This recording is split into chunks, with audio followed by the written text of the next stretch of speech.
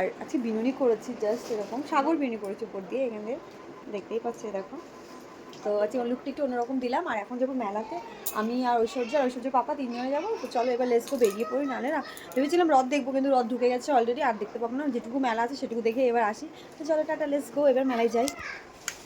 Hello everyone, back to my channel Neelkrishna Aishwarya নতুন একটা ব্লগে তোমাদের অনেক ওয়েলকাম। তো রথ দেখতে বেরিয়ে পড়েছি, আর গিয়ে দেখি ঠিক গেটের মুখে রথটা রয়েছে, মানে এখন টান হচ্ছে, এখন ঢুকে যাবে। জাস্ট ভিড়টা দেখো, অসম্ভব ভিড়, যেখানে আমরা পৌঁছাতেই পারিনি। এতটাই ভিড় ছিল যে ভয়তে আর যায়নি, কারণ মেয়েটা হাতে ছিল অনেক ছোট। আর এখন মানে যখন রথটা ঢুকাচ্ছিল, আমাদের চন্দননগরের রাস্তার যত ইলেকট্রিক ছিল, মানে কারেন্টের লাইন ছিল, সব অফ করে দিয়েছিল।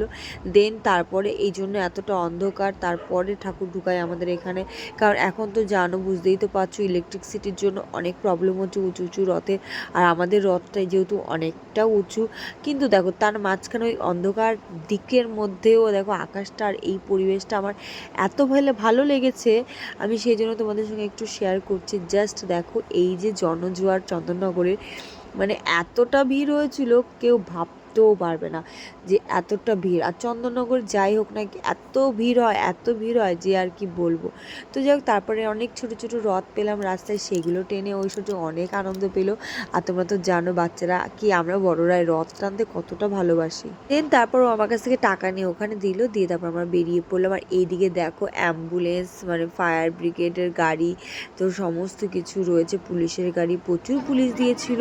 তার মাঝখানে এই ঠাকুরটাকে যে সুন্দর সাজিয়েছিল, আর এত সুন্দর সাজিয়েছিল, অনেক ছোট কিন্তু অনেক কিউট, অনেক ভালো ছিল। আমরা জানি আমাদের ভগবান অনেক সুন্দর, তাও তার মাঝখানে ভগবানের অনেক রূপ থাকে, তার মাঝখানে এক একটা রূপ আমাদের ভীষণ চোখে লাগে।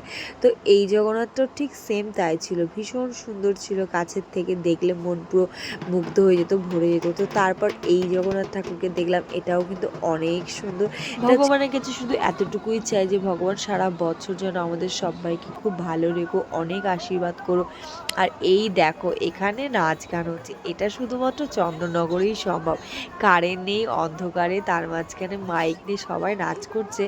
এত আনন্দ, এত মানে খুশি সবার মনে, যে দেখো কত সুন্দর রাস্তায় নাচ করছে, গান হচ্ছে টোটোতে, আর সবাই নাচ করছে, যে যাচ্ছে সঙ্গে সেও নাচ করছে। চন্দননগর বিয়ে হয়ে আসার পর বুঝেছি আনন্দটা কি। অ্যাকচুয়ালি এতটাই আনন্দের শহর চন্দননগর, যে না আসবে সে বুঝতেই পারবে না যে অ্যাকচুয়ালি কি চন্দননগর সম্পর্কে যতটাই বলবো ততটাই কম। আর এইটা হচ্ছে পালকি জগন্নাথ, আমাদের এই জগন্নাথকে জলে ভাসমান পাওয়া গিয়েছিল, আর যে ঘাটে উঠেছিল সেই ঘাটেরই রথ এইটা, মানে আমাদের বাড়ির পাশে একদম ধান কলের রথ। ভগবানকে শুধু এইটুকু বলবো, ভগবান যেভাবে আমার পাশে আছে সেইভাবে সারা সময় থেকো তুমি ছাড়া আমি একদমই অসম্পূর্ণ। তোমার জন্যই যেটুকু আজকে নাম কামাতে পেরেছি, যেটুকু লোকে পরিচিত পেয়েছি লোকের কাছে, সেটুকু শুধুমাত্র তোমাদের জন্য। আর এইখানে জগন্নাথের রাস্তা ক্লিয়ার করতে করতে যাচ্ছিল, মানে নোংরা যাতে রথের চাকায় না পড়ে। আর এইটা ছিল হাট খোলার রথ, আর আমরা সেই রথ দড়ি ধরে টানছিলাম, আমি আর ঐশ্বর্য। কিন্তু যখন ভিড়টা বেড়ে গেল, তখন আমি আর ঐশ্বর্য সাইড হয়ে গেলাম, কিছু করার ছিল না, যেহেতু আমার মেয়েটা অনেক ছোট। আমি আগেও বলেছি, মা হয়ে যাওয়ার পর না একটা আলাদা অনুভূতি, আলাদা কেয়ার কাজ করে তার বাচ্চার প্রতি, তার বাচ্চা যেন চোট না লাগে, তার বাচ্চা যেন সুস্থ থাকে, সেরকম একটা ব্যাপার।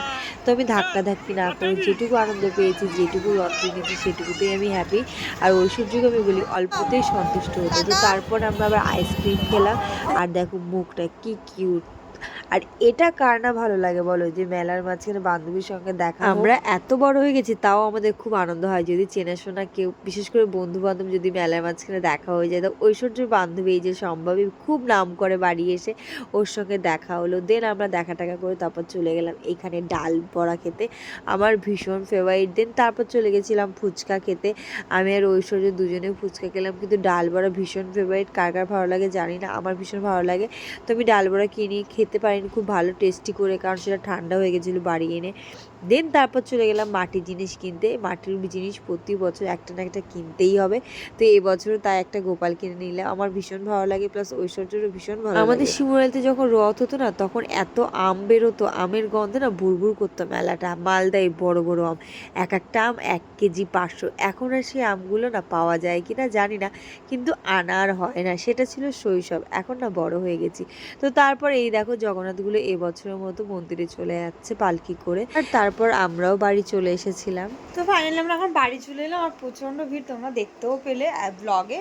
তো যাই হোক, এবার চলো ব্লগটা এই পর্যন্ত। এই বছরের মতো রথ শেষ, আসছে বছর আবার হবে। তো আবার রথ টানবো সামনের বছর, মানে পরের বছর। তো চলো আজকের ব্লগটা এই পর্যন্ত। যারা আমার ইউটিউব চ্যানেলটাকে এখনও সাবস্ক্রাইব করো তারা অবশ্যই সাবস্ক্রাইব করে দিও, পাশে বেল আইকনটা ক্লিক করে দিও, যাতে আমার ভিডিওর সব নোটিফিকেশন তোমাদের কাছে খুব জলদি চলে যায়। আর দেখো ঐশ্বর্য কী কিনে নিয়ে এসছে, এবার চলে এসছে। দেখো ঐশ্বর্য একটা ছোট্ট গপু কিনে নিয়ে এসছে। কিউটি পাই আমার ঐশ্বর্য। এদিকে ঘুরে এসো, এই দেখো ও আর ওর গপু ভাইয়া। কি ভাল লাগছে দুজনকে, ভাল লাগছে।